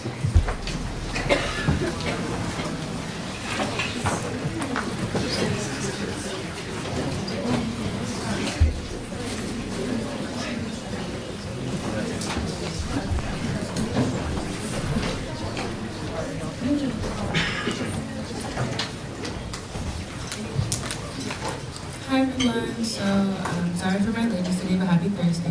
Just a couple updates. So as mentioned before, grants are live, so please continue to encourage your constituents to apply. I reached out to department chairs as well as provosts to sit on grant meetings. One has been confirmed so far, so it's very exciting. So we're already setting in dates to meet and discuss the application, which is very exciting. There are some resolutions I have that my committee is working on. If you're interested in working on any of them, please email me or my team, or you can visit me in our office hours. Hello everybody. First of all, I want to thank everybody in the public for coming today. I've been on Senate for a year, I have never seen a public turnout like this, and that was amazing. Yes, applaud yourself. Snap yourself. Thank you so much for turning up. Please continue to do so. I hope you're enjoying so far. With that being said, first, I want to bring attention. International Transgender Day of Visibility is tomorrow. LGBTQ Commons is holding an event. They are in the SLP room 420. They will be handing out self-care packages to celebrate. We've held first a VGM initiative, a meeting with UFMC, and it was successful.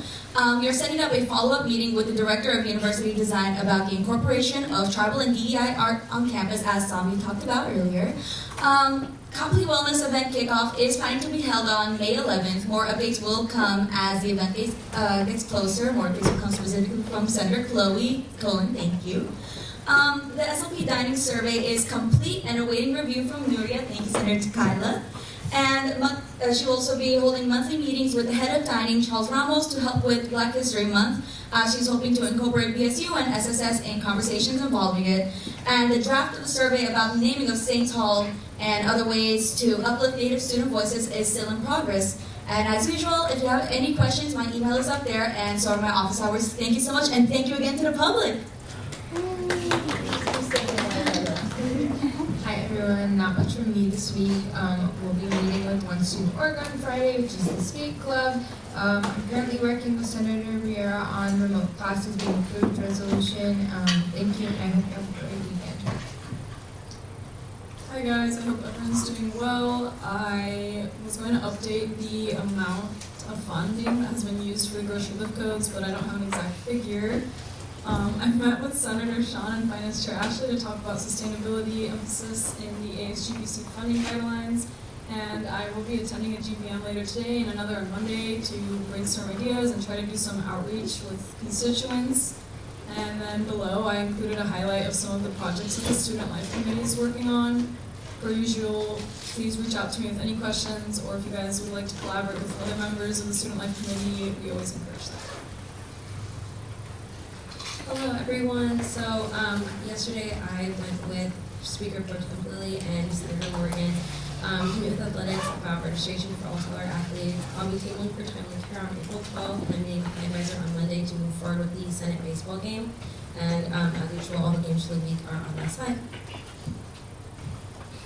Hi everyone, so as Anissa said, the athletics coordinator, the table was pushed back to April 12th in front of the Immaculata from 1 to 2, bun cakes, and timely care. Also, April is Sexual Assault Awareness Month, and April 4 is Teal Tuesday, so please wear teal to bring awareness to sexual assault and violence prevention. Thank you. Hi everyone, I want to wish everyone a happy Senate and also a happy opening day to all the baseball fans out there. My Nationals lost today, so that's unfortunate, but it's still our year. So I met with Andre Mallory of Auxiliary about bringing Generation Conscious to campus. I linked what that is, but I've talked about it before. It's just eco-friendly detergent sheet dispensers on campus, and we've been working on that for a while. And I finally got that meeting and talked with him about some of the logistics of that. And I also met with Ashley, like Larissa mentioned, to talk about adding some more sustainability emphasis and bringing more emphasis on the existing sustainability guidelines linked in the ASGBC funding guidelines, and my contact officer as well. Thank you to the committee chairs and coordinators. We will now move on to updates from the ASG Executive Board. Hello everyone, happy Thursday. Gonna get through these kind of quick. So the ASG Food Pantry is still live and it's gonna be open until Monday, April 17th. So if any of your constituents are registered with the Food Pantry, please send this information their way. I scheduled a meeting with Jalitza, Andre Mallier, and Senator Sean and Anna to discuss future changes to the food pantry, which is very exciting. I'm set to meet next Wednesday with AVPSL Dr. Byron Howlett to discuss sex education initiatives on campus. We are finalizing the ASG Endowment Scholarship application and more details are going to come soon. I'm meeting with AVPSA Charlotte Johnson next Wednesday, so please let me know if you have anything to put on her radar. And within the next week or so, I'm appointing 2 senators to serve on the Great Grievance Committee whose Senate will have to vote on next week. Thank you. Good afternoon, everybody. So this is not up to date as about 30 minutes ago. This meeting's canceled, but I will be meeting with Catherine from Copley and representatives from Bibliu to discuss user data and how we're going to best spend our money going forward. We're probably going to look at things like most used titles in the database and try and allocate, our spending so that the most amount of people can benefit from it. Our academic grant review meetings are going to begin soon. We're expecting more than $30,000 in application requests, so it'll be exciting to see how that plays out. And then also I want to say congratulations to Amaya for being appointed the co-chair of ASHA.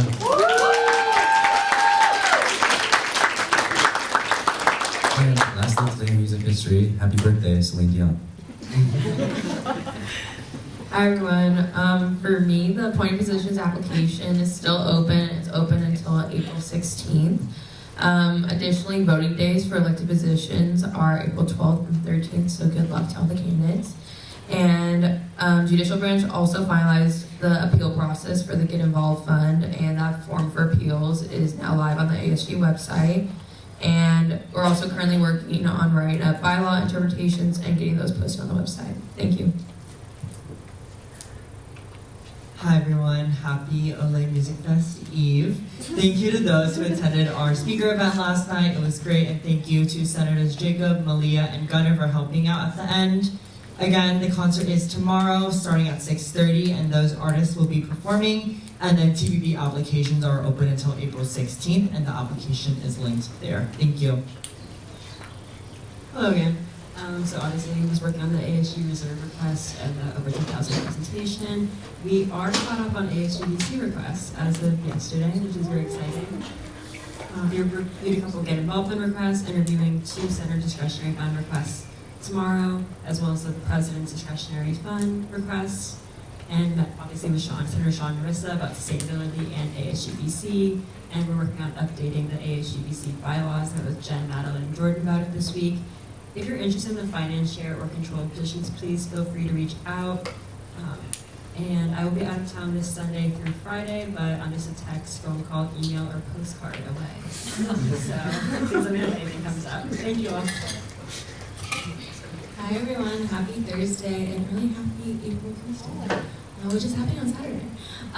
So some on-campus promotions, elections are coming up. Congratulations to all the candidates who are running for office. If you are campaigning, the campaigning period is happening now until April 11th. So please make sure to email me any of your campaign materials for approval. And then like Alana said, voting days are on April 12th and 13th. Appointed position applications are still open for ASG Exec and TPB until April 16th. So let anyone know, any of your constituents, your friends, let them know to apply. Spring Research Grant is still open until the 14th. And then Cookie for a Comment with Idea Committee is happening on April 14th in front of the UCs from 1:30 to 2:30 p.m. Also, please tell your constituents. And then also working with the Endowment Scholarship Committee. And I know in the email, Andrea said we're doing a group photo, but in the interest of time, I'm going to push that to next Tuesday. I'm so sorry. But please wear your quarter zips. Thank you.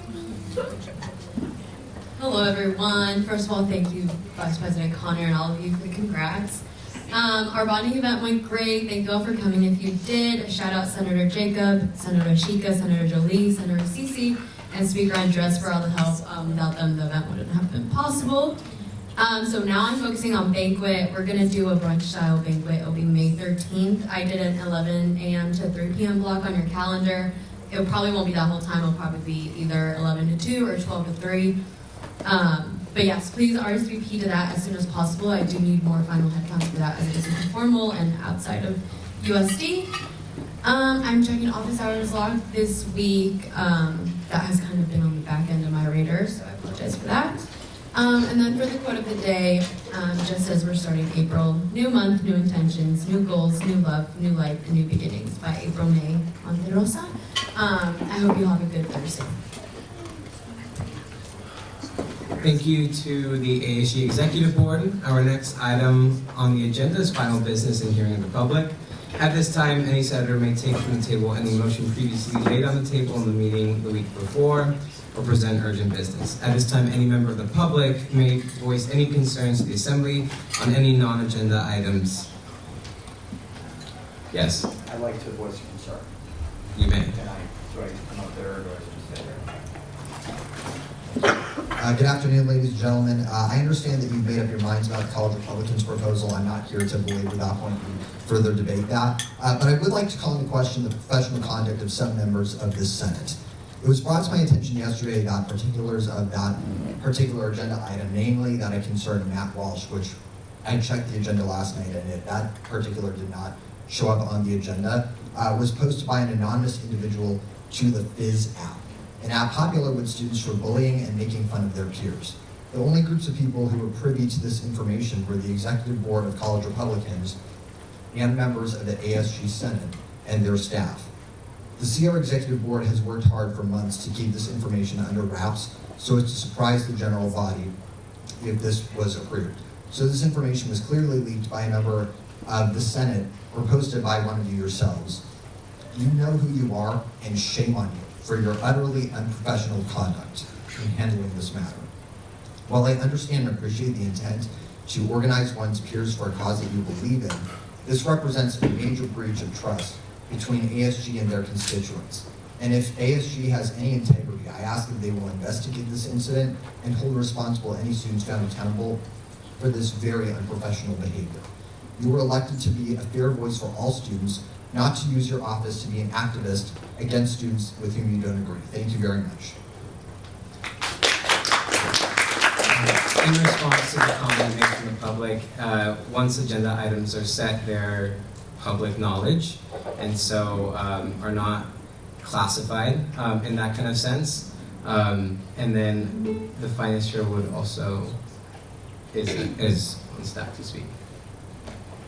Point of personal privilege. Take it well.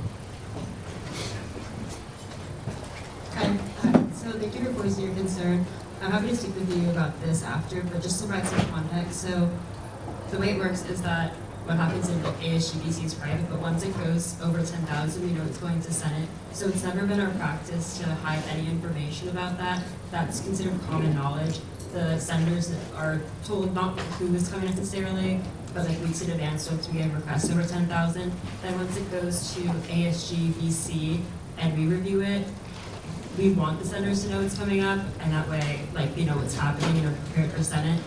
We don't really give them much information, so I put it on the slides, which I did like very late last night, but they were aware because of the name of the event, what it was about, and who submitted it. That's always been our practice to share that. As far as like it going outside of ASG, there's not like a rule against that because it's a Senate agenda and senators are allowed to, ask any questions. That's not considered like private information, and that's been the case for every over $10,000 request we've had. I understand that. I understand that that may not be confidential, and that's fine, but just... Point of order, member of the public needs to be recognized by the chair. What about your personal privilege? Take it well. I can speak really well.